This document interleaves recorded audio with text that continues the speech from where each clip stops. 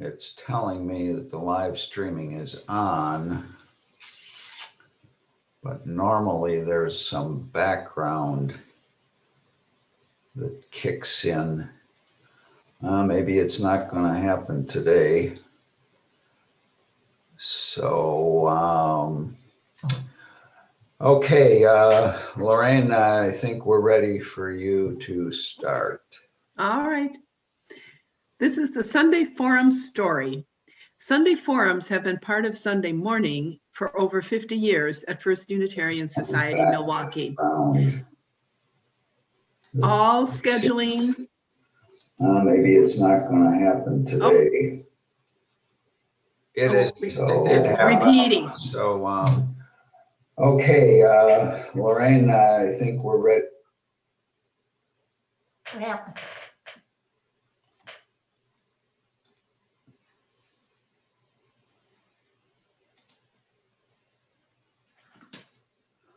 All right, Lorraine, how are things now?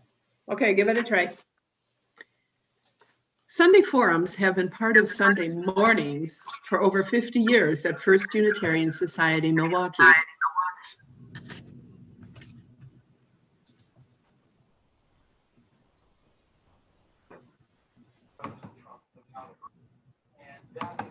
Okay, now give it another try. Sunday Forums have been part of Sunday morning for over 50 years at First Unitarian Society, Milwaukee. All scheduling and hosting is accomplished by volunteers. The forums support our mission. We gather to nurture the spirit. I still hear a echo. I don't know. Yeah, I'm hearing it as well. And I can't think of anything else to do at this point.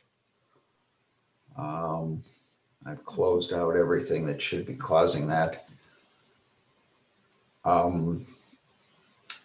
Try again. Sunday Forums have been part of Sunday morning for over 50 years at First Unitarian Society, Milwaukee. All scheduling and hosting is accomplished by volunteers.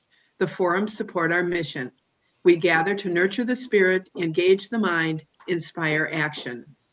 They are currently scheduled via Zoom at 11:10 a.m.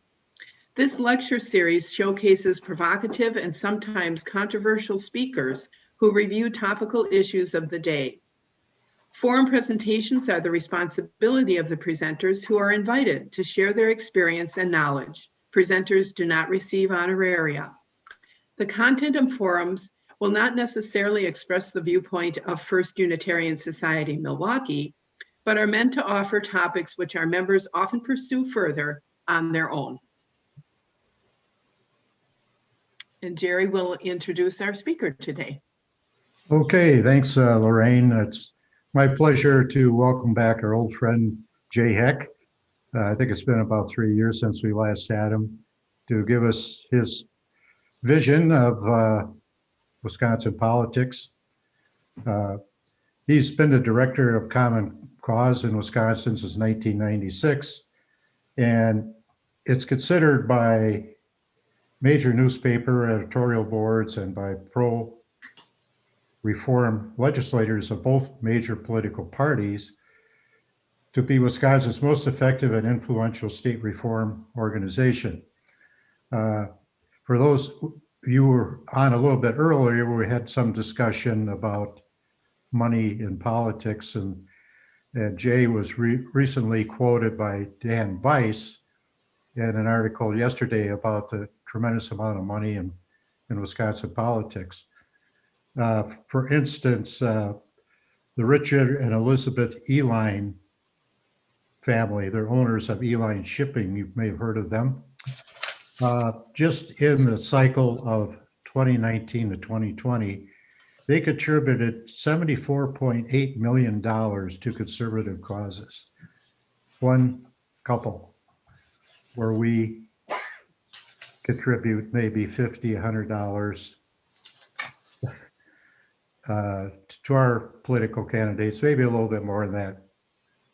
They've got a gigantic megawatt speaker system. We've got a megaphone. Anyway, Jill's Jay's going to speak on that, and I'm sure quite a few other things about what we need to do to reform politics in the state and nationwide. So I'll let you take it away, Jay. Someone's phone's ringing. Jerry, thank you for that kind introduction. It's great to be with you.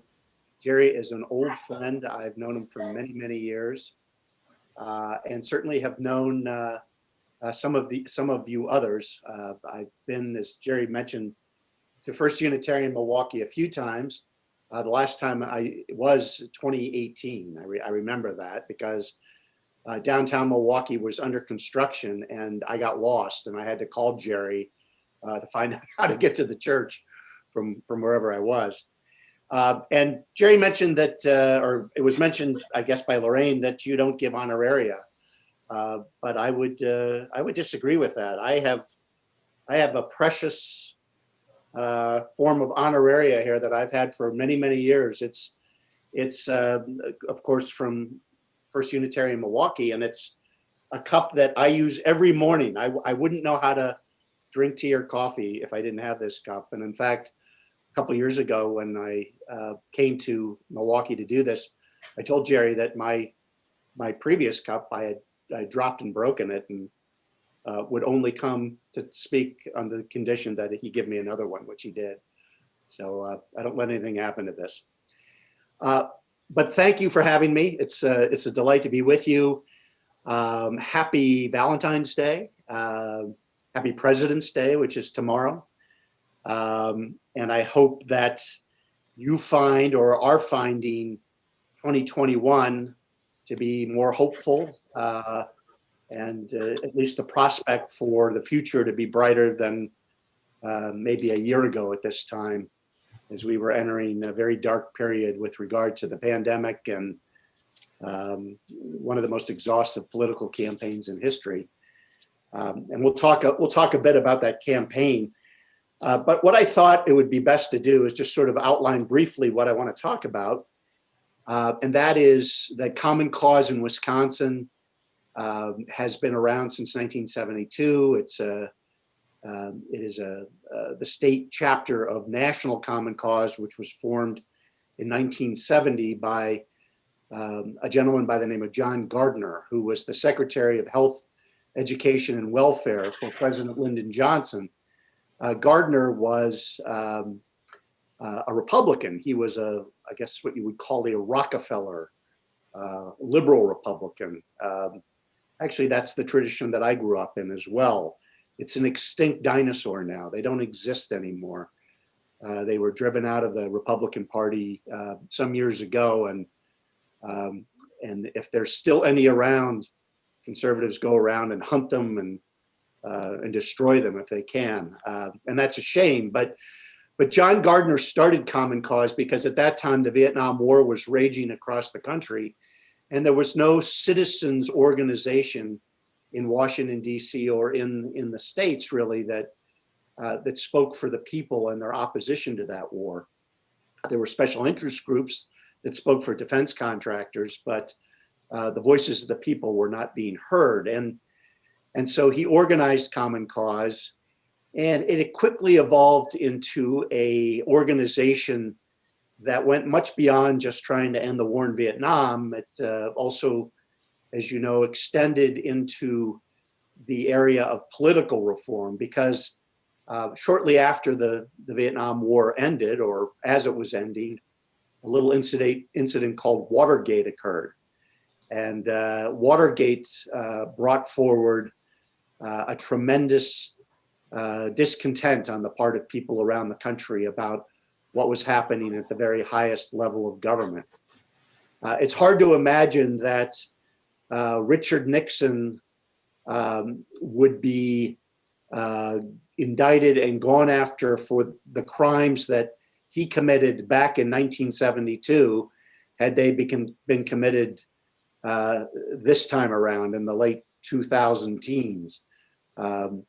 Certainly the crimes that were committed by Donald Trump and his administration dwarf in many respects the things that Nixon was not only accused of, but later proved to have done.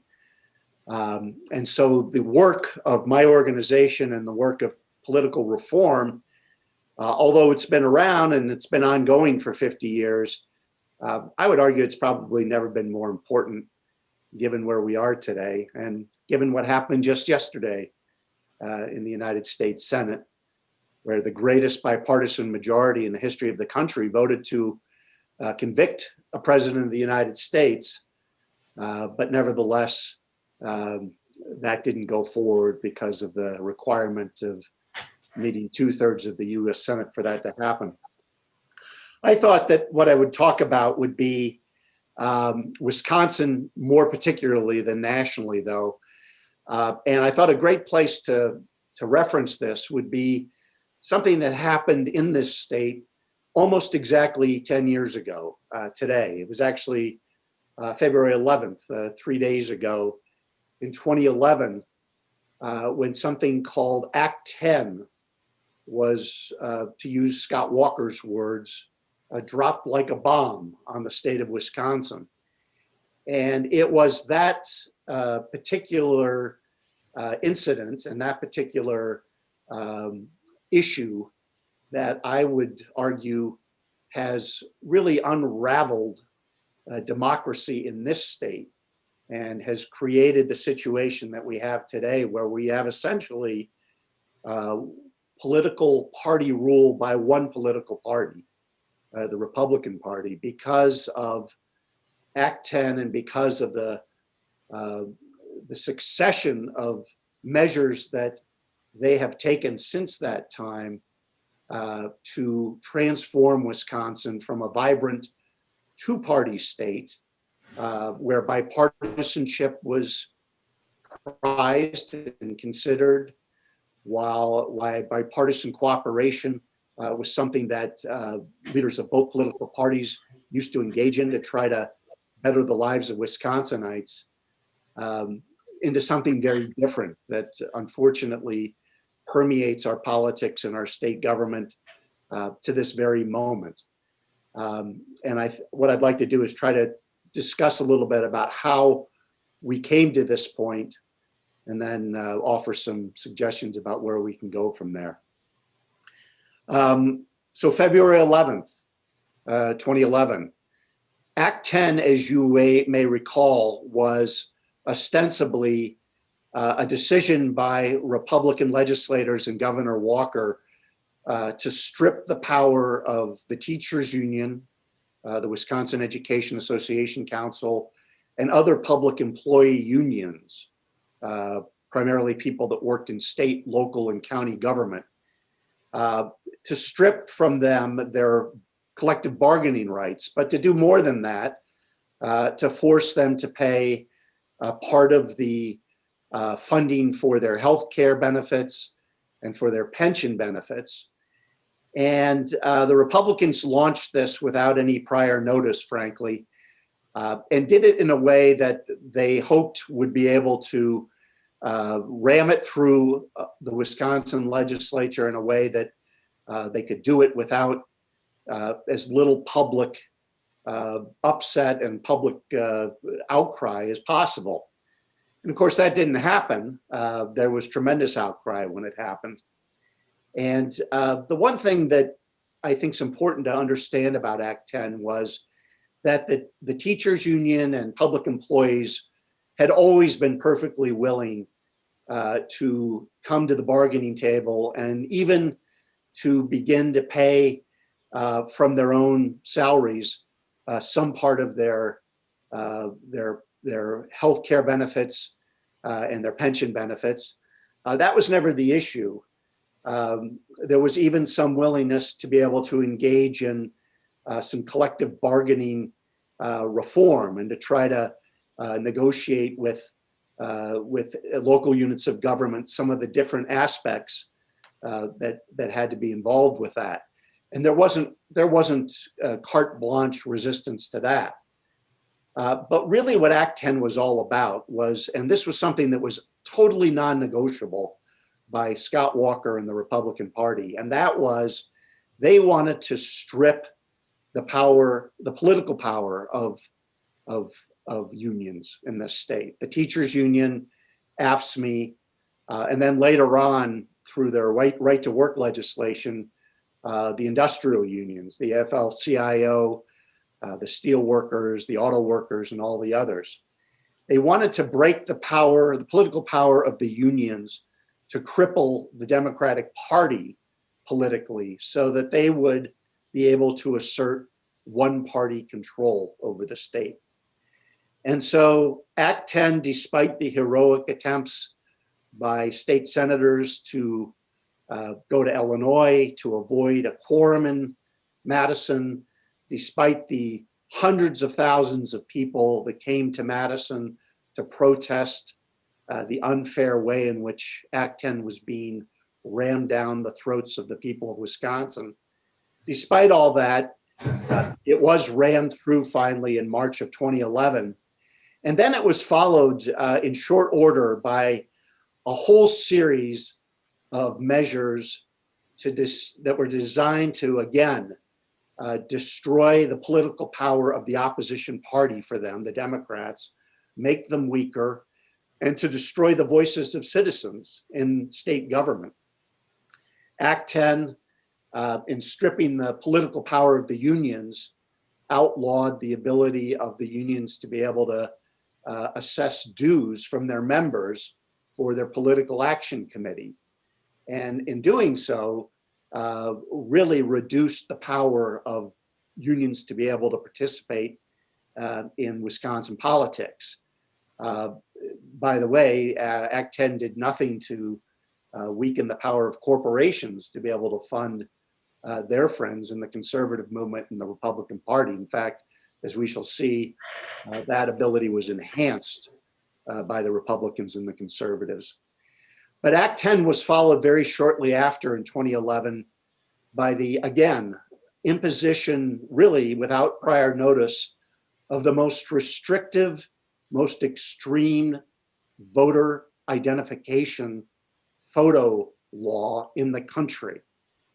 They transformed Wisconsin from being a state where we had the highest turnout, or the second highest turnout to Minnesota generally, in the country in terms of the number of people, eligible voters who could vote, to something far less than that by imposing the most restrictive photo ID law in Wisconsin.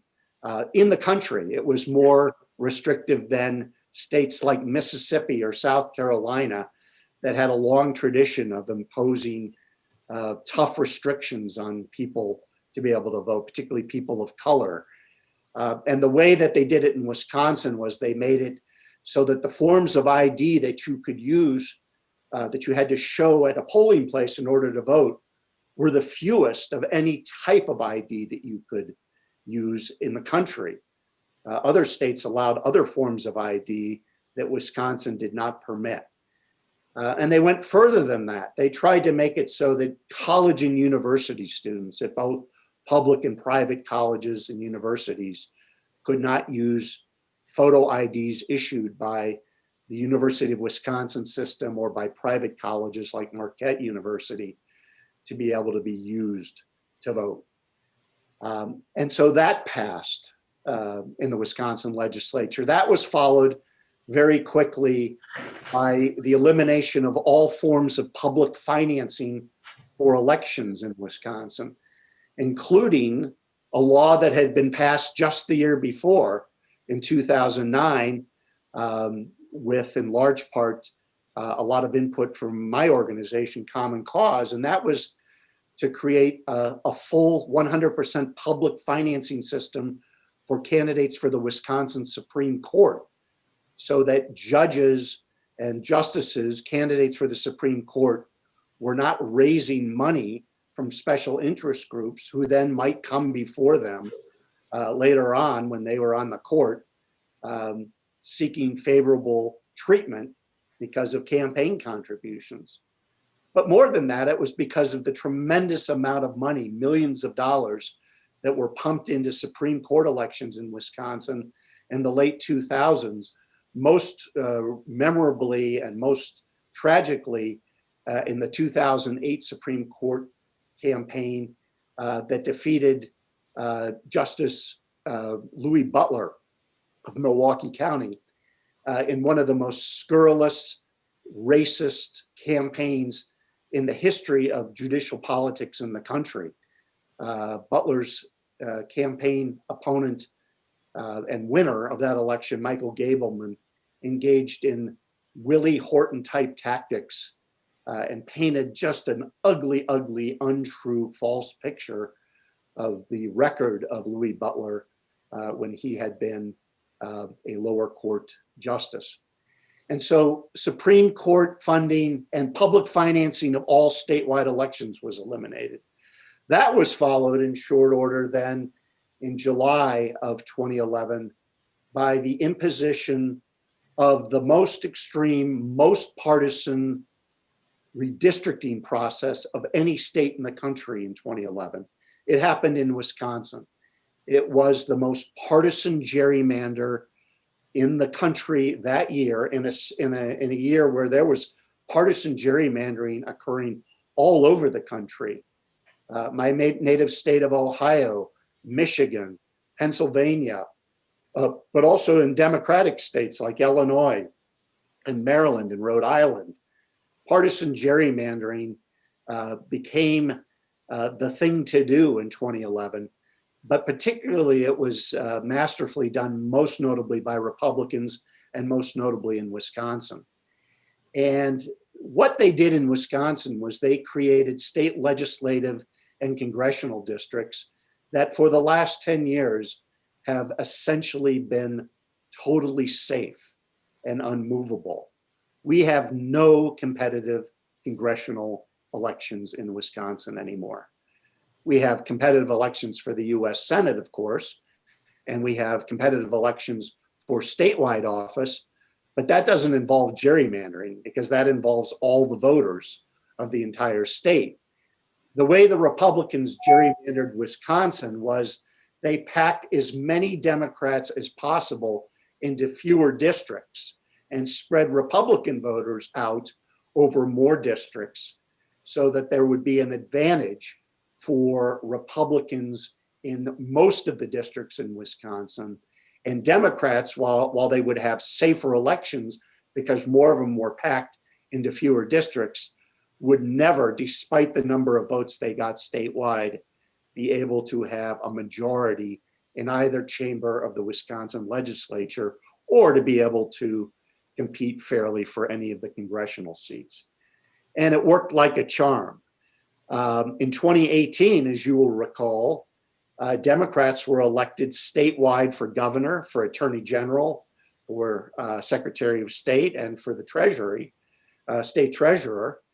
And Democratic votes for the state legislature, Democrats garnered 53% of the votes statewide, but only 36% of the state legislative seats went to Democrats because of gerrymandering. And so that pattern persisted into 2020 as well. 2020, there were only 2 seats that changed hands because of the elections. Both were in the Milwaukee suburbs, by the way, and both switched from Republican to Democratic because of the evolving demographics in those suburbs. But there were many, many other seats in Wisconsin that should have been in play that were not in play because of partisan gerrymandering. And so that has worked exactly as was designed.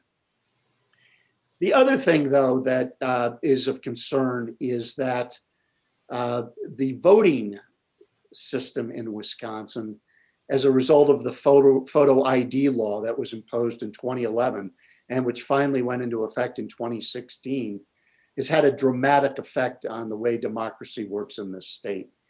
As I mentioned, we're no longer in the top 10 amongst voter turnout in Wisconsin, in the country, because of our restrictive voter ID law. What that has done is it's made it much more difficult for people primarily who live in big cities, Milwaukee and Madison who don't have Wisconsin driver's licenses and rely on public transportation. It's made it more difficult for those populations to vote.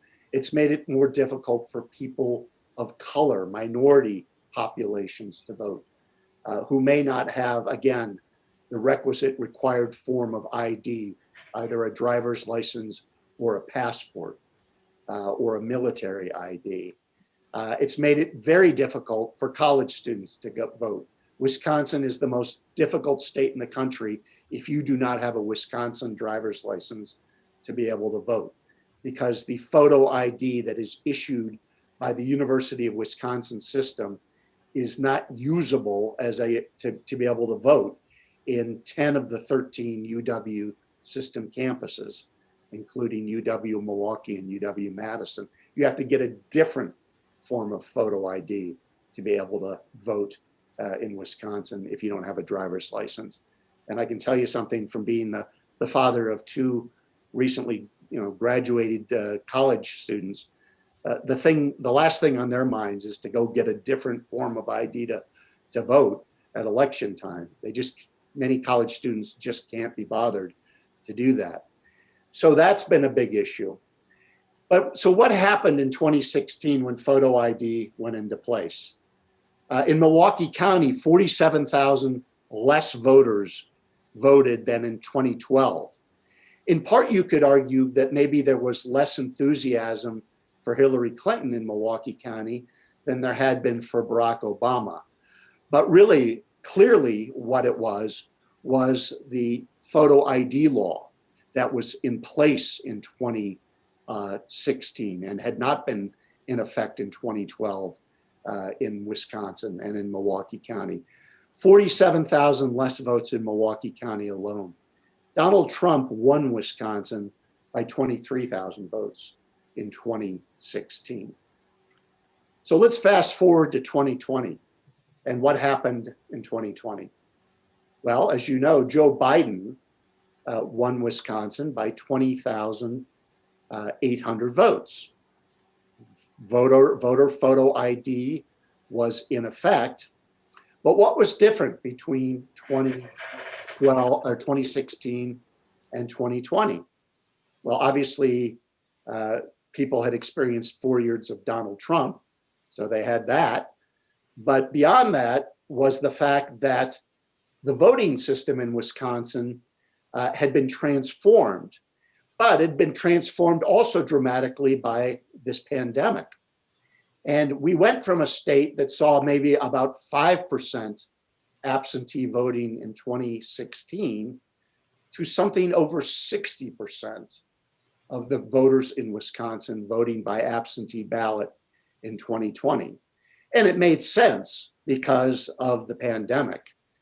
You all know what happened last April in Milwaukee County when you only had 5 voting places open during the month of April for the April election, the April primary election, because all of the other voting places had to be closed because of the pandemic. Well, what happened in the fall of 2020 was really remarkable. Election clerks around Wisconsin, organizations like mine, the Women Voters and others, educated people about how they could vote by absentee ballot. We had thousands of volunteers that monitored social media and that helped people to be able to understand how they could be able to vote safely during a pandemic and how they would be able to vote by absentee ballot. We had many, many people that understood the need to step in and volunteer as poll workers and to work at polling places to replace many of the elderly people that traditionally had worked at polling places on election day but because of the pandemic, understandably did not. And what happened in 2020 on election day was really nothing short of miraculous. Voter turnout in Wisconsin had not been as high in any election since 2004. And this in the midst of a pandemic when, as you may recall, last April, it became much worse in Wisconsin. We were spiking. The number of cases was rising throughout the month of October in this state. But what happened was people were educated about how to vote absentee. And as a result, as I mentioned, most Wisconsinites did vote by absentee ballot. And what happened on election night? Well, you will recall everyone knew that this was going to happen because in Wisconsin, we have a law that said that you cannot begin to count absentee ballots until the morning of election day, November 3rd. And so consequently, 60% of the ballots that were cast in Wisconsin by absentee had already gone to the clerks in their respective counties, or in the case of Milwaukee, to a central location. And they were all to be counted beginning on November 3rd in the morning, because state law said that they couldn't vote, they couldn't begin counting those ballots before then. And so what happened was on election night, it looked like Donald Trump was leading in Wisconsin because the Republicans and the Trump voters discouraged absentee voting. They insisted their voters, if at all possible, show up at the polling place on election day. Whereas people who were more for Democrats, and quite frankly, I think more sensible and worried about the concerns of COVID, voted by absentee ballot. Well, those votes were not released and sent to the Milwaukee County clerk for counting until about 2 or 3 in the morning on election morning, November 4th. And at that point, of course, Joe Biden moved ahead in Wisconsin. Same thing happened in Dane County. And as a result, Biden pulled ahead. But as you will recall, Trump and the Republicans had been setting this up, saying that all these absentee ballots would somehow be fraudulent. They would be cast by Democrats who were who didn't even exist. They tried to create the scenario that your vote by absentee ballot somehow shouldn't be counted. And so, of course, that was the narrative that Trump put forward on election night and carried through really basically until January 6th, that people who voted by absentee ballot in Wisconsin were somehow, those votes were fraudulent. What we know happened during that time was that people that did vote by absentee ballot did it totally legally. They did it completely by the laws that, by the way, the Republican-controlled legislature and Scott Walker had signed into law beginning in 2011. And they did it in a way that was totally above board and without fraud. And the reason we know that is because there have been exactly 0 incidences of fraud that have been brought forward, that have been taken to the courts, that any court in Wisconsin has been able to adjudicate was a result of people voting by absentee ballot. But what did the Republicans decide to do right after the election as a result of that? They held a sham hearing in Madison in early December, calling only witnesses that they wanted to hear from, alleging that there was fraud by people who voted by absentee ballot. And what they decided to do was they decided that they were going to go after people who declared themselves what's called indefinitely confined voters, which is to say that if you were concerned about your safety and going out to a polling place on election day, in Wisconsin, it was up to voters to decide whether you were quote unquote indefinitely confined. It wasn't up to the legislature. It wasn't up to the Wisconsin Elections Commission or anybody else. It was up to voters to make that determination. And if you made that determination, then you could receive an absentee ballot. And oh, by the way, you could waive the requirement to have to show a photo ID to the online, to take a picture of your driver's license or your passport and then download it and send it online to your clerk so that you could receive an absentee ballot in the mail. And that was as the Republicans wrote the law and as the Wisconsin Elections Commission administered the law. The reason that's important is because 240,000 people in Wisconsin elected to define themselves as indefinitely confined. And what the Republicans and Trump wanted to suggest was that all of those people somehow bypassed the requirement that you have to show a photo ID. Well, it turns out, in a very good story that the Milwaukee Journal-Sentinel did about a month ago, that fully 80% of the people that declared themselves indefinitely confined had already submitted their photo ID to their election clerks and that they were on file. So that then when they applied to get their absentee ballot, that they had sufficiently satisfied the requirement that you had to show a photo ID. And by the way, the law stipulates that if you declare yourself indefinitely confined, that requirement is waived. Nevertheless, 80% of the voters did that. Why is that important? Because again, it demonstrates that people complied with the law that the Republicans wrote and put into place and administered. So the Republicans want to get rid of those types of voters.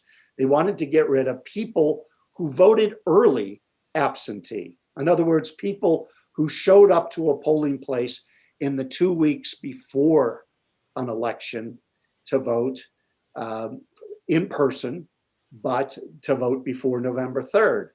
The Republicans decided that all of those people should be canceled, that none of those votes should count, including, by the way that most Republican legislators had voted, and including the lead lawyer who brought the lawsuit to get rid of those votes had voted. They wanted to get rid of all those people. Why?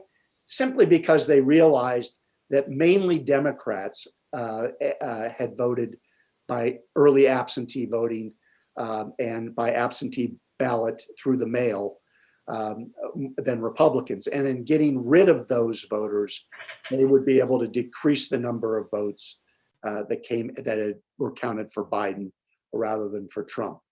And then finally, they wanted to get rid of a whole group of voters, primarily in my city, in Madison, who voted by something called a democracy in the park. And that's how I voted.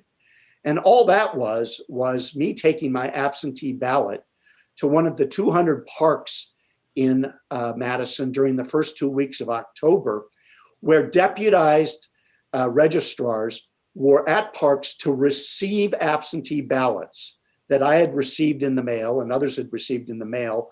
And we simply were able to then take them to the park to give them to those registrars, who then took them to the city county building to be counted on election day. They were not going out and asking people or distributing absentee ballots to people in Madison. They weren't going out door to door and saying, we want your absentee ballot, bring it to the park. You had to proactively leave your house and go to the park to take that. And so in that way, 17,000 people were able to safely vote in the city of Madison. And those voters, the Republicans and Robin Vos in particular, was just apoplectic about the fact that Madison voters, you know how evil we are in Madison, were able to vote by taking their absentee ballots safely to a park to give it to a deputized registrar. They said that that was ballot harvesting and therefore needed to be eliminated, and those votes needed to be discounted. Why is that all important? Well, part of it is because this was exactly what Republican members of Congress, including from North Carolina and other states, when they voted against the certification of Joe Biden on January 6th, cited in their arguments that democracy in the park in Madison, 17,000 voters voted by ballot harvesting. These people that voted by absentee ballot in Wisconsin, that was all manufactured absentee ballots that were sent to them by the Biden campaign. All of this was without an ounce or a scintilla of evidence. There was none of it. And yet, that was the narrative that went forward from Wisconsin. And as you know, that was a narrative that was fed by US Senator Ron Johnson, and that was also fed by two, in particular, US House members in Congress, Tom Tiffany from the 7th Congressional District, Northwestern Wisconsin, and I think the member of Congress that represents many of you now, Scott Fitzgerald, who was for many years, for 20 years, in the Wisconsin State Senate. And by the way, the architect of the voter suppression bill in Wisconsin, Act 10, the gerrymandering of Wisconsin. Fitzgerald was also very much into the narrative of discrediting anybody that had voted in Wisconsin by absentee ballot. And so that went forward. And in this public hearing in December, and the reason that it's so important now is because that is the package that Republicans are expected to introduce, I think almost any day. Could be next week. I'm not sure exactly when it is, but they're going to try to go after a whole host of things. They're going to try to make it much more difficult for you to be able to vote by absentee ballot. They're going to vastly restrict who's indefinitely confined and who is not. They're going to make sure that you cannot have deputy registrars collecting absentee ballots. They may try to go after the collection boxes that were set up in every county in the state for people to be able to drop their absentee ballots off in a safe way. They may try to restrict it like they've done in Ohio to one collection box per county, which is amazing and ridiculous considering Cuyahoga County, which is Cleveland, serves 2 million voters. They had one drop-off box for absentee voters. That's what they may try to do, I think, in Wisconsin. I think alarmingly, they're going to try to go after same day or election day voter registration, which we've had here in this state for decades. They're going to go after this because they want to assuage the fears of their voters, the Trump voters who feel the election was stolen from them without any evidence at all of any fraud being committed in elections in Wisconsin. I can tell you that even in the face of this pandemic, the election in Wisconsin and frankly nationwide was one of the most trouble-free that I have ever seen. We didn't see many of the things that I frankly expected we were going to see. I didn't see actually many of the bad things that I expected to see. I expected to see conservatives at polling places on election day in Milwaukee County try to intimidate voters. I didn't see that. We didn't see a lot of the other things that we expected might happen. And what we did see, though, was a vibrant turnout of Wisconsinites who were very concerned about that election. But that is probably what we're going to be seeing in the weeks ahead in the Wisconsin legislature. And it will be fed by this false narrative of voter fraud and the Trump voters who some feel that their election was stolen from them because of fraud. And the reason it's important for me to be talking about this to you is because, yes, it's great that we have a governor, Tony Evers, who will be able to veto legislatively those things. But I think what's far more important, or as important, is that people like us have to call out the other side on this false narrative, on this narrative of fraud. And what they're going to be saying is that all of these forms of voting and the way that so many people participated in our democracy in this state legally and safely were fraudulent. And we have to call them out on that. And we have to insist that they show us the proof. They won't be able to show you proof because there isn't any. This is a total lie on their part. But it's extremely important, I think, that progressives and people who care about democracy in this state not just sit back and allow the legislature to come after voting in the state. We have to proactively defend it. So that's what I wanted to talk to you about with regard to voting. I touched on it a bit in my remarks when I talked about the events of 2011, and that is that's the gerrymandering that occurred in 2011. And as I mentioned before, it was the most partisan gerrymander of any state in the country in 2011. And as I also mentioned, it worked perfectly as the authors of the legislation and the architects of the gerrymander had hoped that it worked. The Republicans ensured that they would maintain rock solid control of both houses of the Wisconsin legislature throughout the entire decade of the 2010s. And as you know, 2011 or 2021 is the year when redistricting is scheduled to happen again here in Wisconsin. It will be somewhat later than happened in 2011 because COVID and because of a number of other things have put the census data, have delayed the census data. And we think it may not now come out, and we just found this out last Friday, it may not come out now until September, certainly the end of July, but possibly as late as September, which means that the state legislative and congressional district lines would then not be drawn until this fall, which is fine because it really doesn't have to be done until 2022 anyway. But nevertheless, it won't be rammed through like was the case in 2011. And there will be some differences this time. For one thing, there are so many more Wisconsinites that are wise to what gerrymandering is.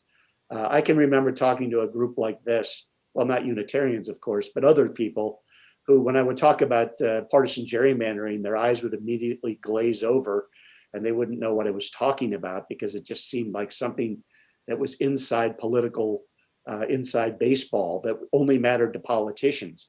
I would say almost everybody in Wisconsin understands what gerrymandering is and what the effects of gerrymandering have been on state public policy and politics in this state. And so many people now are tuned in about how redistricting is going to occur this time around. So many people have been in favor of reforming the system. And, we have been in the forefront of leading a reform for Wisconsin. It's called the Iowa model, in which we would have a nonpartisan entity draw the district lines, the state legislative and congressional lines, like they do in the state of Iowa. And the way it's done is by a state agency in Iowa, which does not use any political criteria to do it. In other words, they don't use past election results. They don't look at where members of Congress or members of the legislature live. They look at things like squares and rectangles and keeping counties together and keeping communities of interest together and keeping cities together. And as a result, they don't mandate competitiveness in Iowa, but as a result of making voting maps in Iowa in a common sense way and not using past political results, you end up having much more competitive elections in Iowa. And that's wonderful because people in Iowa have a great deal of faith in the way elections are run and the way legislative districts are drawn, because they're not drawn by politicians behind closed doors, hiring expensive lawyers like the Republicans did in Wisconsin in 2011. By the way, that cost you $4 million in taxpayer money to draw utterly uncompetitive state legislative and congressional districts in 2011. And that money your taxpayer money has been continually used to defend those partisan maps. In Iowa, the only additional cost to taxpayers is to hire the vans that take the state legislative service agency to 4 mandated public hearings around the state. I think the cost is about $640 once every 10 years to rent vans to take nonpartisan bureaucrats around to get public input on the legislative maps that they drew. Quite a contrast. The bad news in Wisconsin is that the Republican legislature is not going to pass the reform, the Iowa legislation, and we're not going to have it in place for the 2011 redistricting. What's likely to happen is that the Republicans will try to do what they did in 2011 and ram through partisan state legislative and congressional maps, much like the maps that they drew in 2011. In other words, they'll try to reflect the changes in population, jam more Democrats and progressives into fewer districts, spread Republicans around so that they'll have an advantage in those, and then use the voter suppression, the voter ID law, and their huge advantages in campaign finance and the amount of money, we touched on it earlier, money from people like the Uihleins and Diana Hendricks that pour millions and millions of dollars into the coffers of conservative and Republican causes to be able to buy the elections again. So that's the game plan on the part of the Republicans. What they've also tried to do, or what they're also trying to do, is they have a motion before the Wisconsin Supreme Court to try to get the Wisconsin Supreme Court, which, as you know, has a 4-3 conservative majority, to be the only court that will consider the districts that are drawn. In other words, rather than have any lawsuit on the districts that the Republicans draw go to a Milwaukee County Circuit Court first, and then the Court of Appeals, or even some federal courts, they're trying to make it so that the maps go only to the Wisconsin Supreme Court, and that court, with its 4-3 conservative majority, will rule in favor of the Republican state legislative and congressional maps. There's a couple things, though, that are working against them on that. One is that the Wisconsin Supreme Court, and even the conservatives on the court, seem to be horrified at the idea that they should be the only court to decide this. Patience Roggensack, the Chief Justice, who's a conservative, said at the oral arguments on January 15th that she doesn't think that the Wisconsin Supreme Court has the capacity to be able to do that. And the one conservative on the court who's proven to be a refreshing kind of wild card, Brian Hagedorn, who has gone against the conservative majority on a number of issues, including some voting rights issues, and including the mask mandate that Governor Evers has tried to have for Wisconsin. Hagedorn has expressed some real skepticism about having the Wisconsin Supreme Court be the court of jurisdiction and the sole court of jurisdiction for the map. So that's a positive development. Nevertheless, I think we're probably going to have Republicans control the process. But what's different than this time in 2021 that would be different than 2011 is that Scott Walker is not the governor. Tony Evers is. And Evers will be able to veto the Republican maps. And that is different than 2011. Walker, of course, happily signed the gerrymandered maps. One of the problems, though, is that the Republicans may try to bypass the governor and pass their redistricting maps by what's called a joint resolution, which is a measure that can be used in the Wisconsin legislature to bypass the governor. A joint resolution doesn't require the governor's approval on a measure passed by the Wisconsin legislature. And joint resolution is used for some measures in Wisconsin. It was tried in the 1960s by the Republican legislature during the redistricting process to pass their maps, their voting maps, over the veto of Governor John Reynolds at the time. And they tried to pass it by joint resolution. But the Wisconsin Supreme Court at that time said, no, the governor has to be a partner in the redistricting process. You cannot exclude the governor. Well, that was the Supreme Court in 1962. We have a Wisconsin Supreme Court now that's than that Supreme Court. And this Supreme Court isn't necessarily afraid to go against precedent. So I don't know that it's a slam dunk that this Supreme Court, even with Brian Hagedorn as a wild card, would vote to deny the Republicans the ability to pass their maps through joint resolution. So that's something that we have to be concerned about. But nevertheless, I think we're probably in a better place now than we were in 2011 because of the fact that we do not have a veto-proof majority in the Wisconsin legislature, that Governor Evers will veto the Republican maps, and that Governor Evers has taken and made redistricting a high-profile issue. As you know, the Governor's Maps Commission has been holding public hearings around the state by congressional district. That last fall there was a public hearing in the Milwaukee area for both the 4th and the 5th congressional districts. There was one last week. There'll be 2 more. And what will happen is that the People's Maps Commission, which are citizens, frankly, they're not politicians, they will take input from the citizens of Wisconsin about how to draw alternative maps to the maps that the Republicans will be drawing. And those alternatives will, I think, incorporate a lot of the ideas that reformers have about how to use nonpartisan criteria to draw the maps. And they will form the basis for alternative maps that the People's Maps Commission will submit as an alternative to the partisan maps for legislative and congressional districts that will be submitted after they were drawn probably in secret by the Republicans. And that's a good thing, because if the governor vetoes the Republican maps and they do go through the regular court process, the courts would then look at both the Republican partisan maps and the alternative maps drawn by the People's Maps Commission.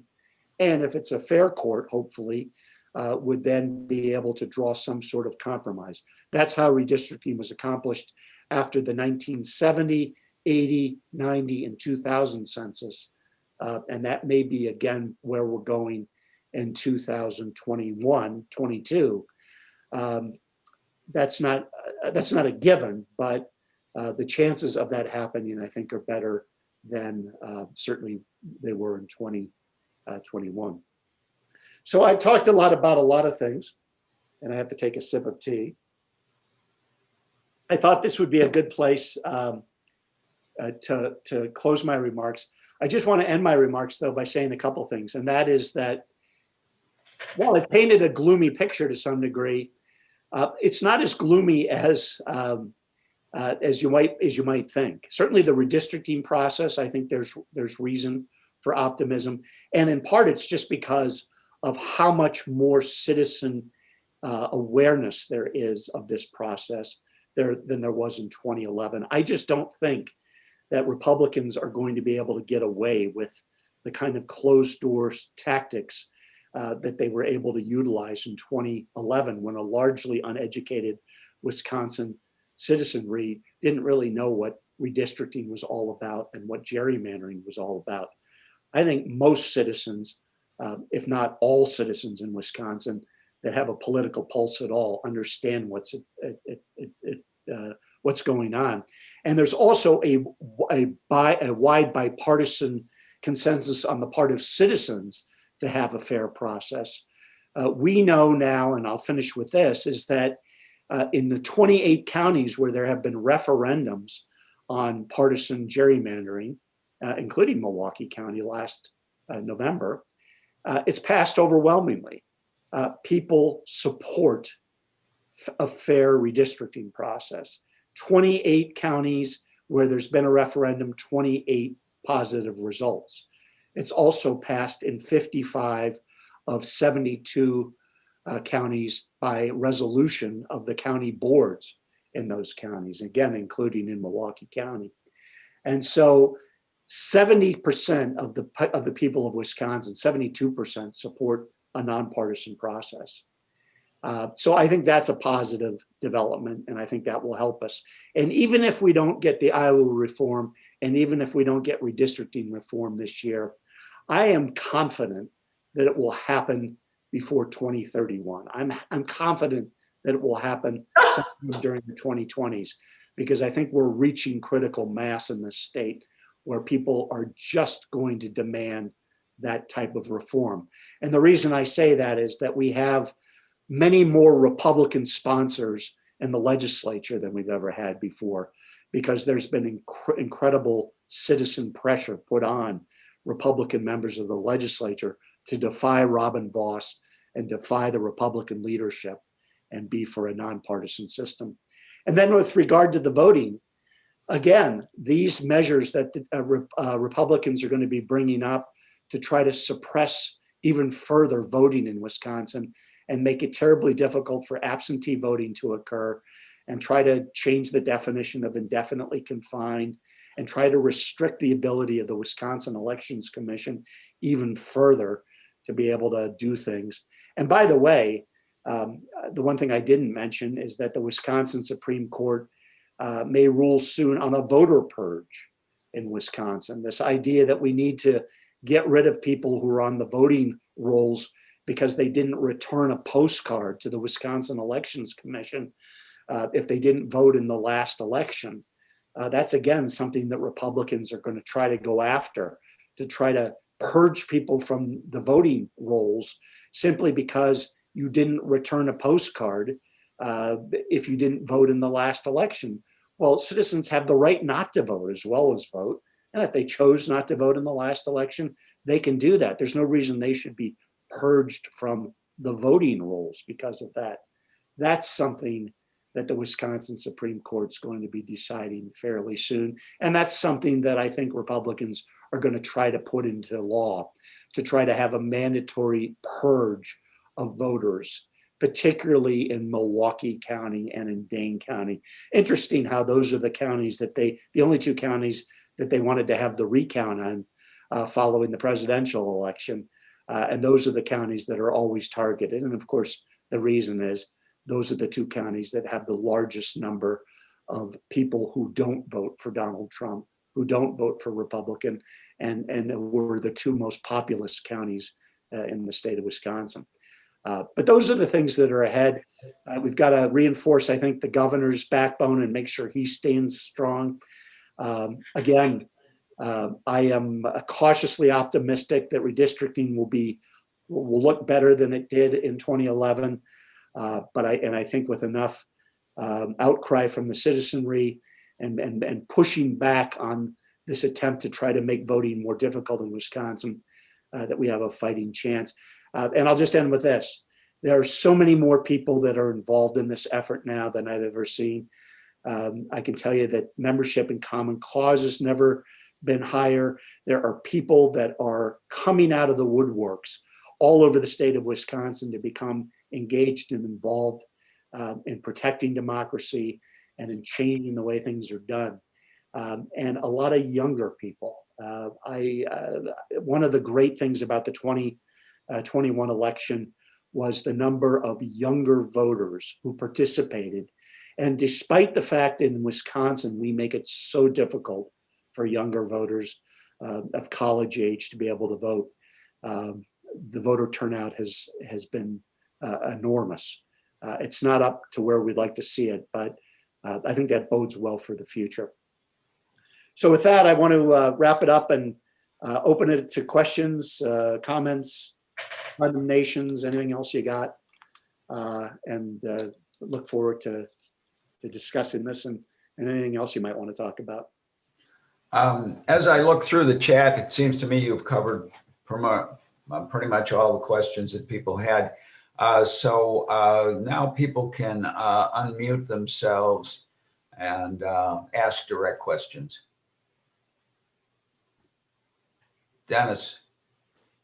Oh, Jay, thank you so much. It just felt like a healing balm to hear you go through this history. It is so hard, unless one has a lot of time to read the newspapers all the time, to keep track of just what did happen here in Wisconsin, for example. And I just really enjoyed hearing that. One thing I'm wondering is, given that wonderful summary and approval of the Democratic prosecution yesterday by Mitch McConnell. If we will be able to use that to show that what Trump was doing is just an extension of what the Republicans have been doing forever, especially with young people and people that haven't been paying such close attention to how devastating these laws and things have been here in Wisconsin. But it seems like the Republican Party has a serious problem on its hand, and they're going to need some help to wrestle the party away from Trump. So can we piggyback on good old Mitch McConnell? No, that's a fantastic question. And as I listened to McConnell yesterday, and as I've listened to a number of other Republicans talk about this, including, goodness gracious, Mitt Romney. Who would have thought that Mitt Romney would emerge as a hero and a profile in courage? Or this young congressman from Northern Illinois, Adam Kinzinger. By the way, Adam Kinzinger represents the 16th congressional district, which is Rockford. And my first job out of college was working for Republican Congressman John Anderson of Rockford, Illinois, in 1979. I was a Republican then, a liberal Republican, and I got a job working for John Anderson. And Anderson was a true moderate. He was a true progressive Republican, a Rockefeller Republican, and the kind that I think Kissinger seems to have embraced. And the thing that Romney and others have said, which I think can be used, is they have really made the point that the narrative that Trump put forward about the fraud of the 2020 election and the fact that all of these votes were somehow stolen and that these votes were not legitimate. The almost 8 million vote margin for Joe Biden over Donald Trump in the popular vote. I think those words we will use against voter suppression and against some of the things that Republicans in Wisconsin and others will try to do, because it's just quite clear that that even people like Mitch McConnell, and Mitch McConnell has been probably the worst offender in terms of democracy in the United States Congress for all the years he's been there. He was the architect of trying to undo the McCain-Feingold law and all of the campaign finance laws that we've had. He was the chief architect of the Citizens United decision. His whole idea in the United States has been, let's roll back any regulations on money and let's have an unrestrained system. But I think what he's made pretty clear is that he does not buy the fact that Donald Trump was somehow robbed of this election. I think he understands pretty clearly that this was an election that was won by the citizenry. One thing I didn't touch on that I want to is that there is a proposal in Wisconsin that's already been introduced with regard to the Electoral College, which is even worse than anything we have now, and that is a Republican state Senate, Dale Kayunga, who I think represents much of Milwaukee County, and Representative Gary Talkin, have introduced a proposal that would award Wisconsin's electoral votes by congressional district, which is to say that if you get the most popular votes in a congressional district, you would get the Electoral College vote for that district. And what would have happened in 2020 under this proposal is that even though Joe Biden carried the state and won more popular votes, Donald Trump would have gotten 6 of the 10 electoral votes in Wisconsin because Trump had more popular votes in 6 of the 8 congressional districts. Why was that? Because of gerrymandering, more Democrats were packed into fewer districts. There were many more Democrats in my district, the 2nd congressional district, Madison, and then in the Milwaukee district. And in those two districts, of course, Biden carried by sizable majorities the popular votes, but in every other 6 other congressional districts, Trump actually had more popular votes. So Biden would have only gotten 4 electoral votes, 2 for the 2 congressional districts he carried, and then 2 for getting the most votes in the entire state. So that's a proposal that's coming forward from the Republicans in the legislature. And the reason I just wanted to bring that in, my own view is we should get rid of the Electoral College. As much as I love having Wisconsin the center of attention every 4 years, and as much as I love having all of the negative ads that are on TV all the time from all the candidates, but really more than that, I do enjoy seeing the candidates come to Wisconsin. That's not the way to elect a president. I mean, it just isn't. It should be elected by the people, by the voters, and we should get rid of the Electoral College, of course. Okay, I think we've gone pretty long here. So I think we should end this session right now. And I'd like to thank Jay for just a great talk. Can I just add, if there are questions, or if you want to ever continue the conversation, please get in touch with me. JHECK@commoncause.org. My website is commoncausewisconsin.org.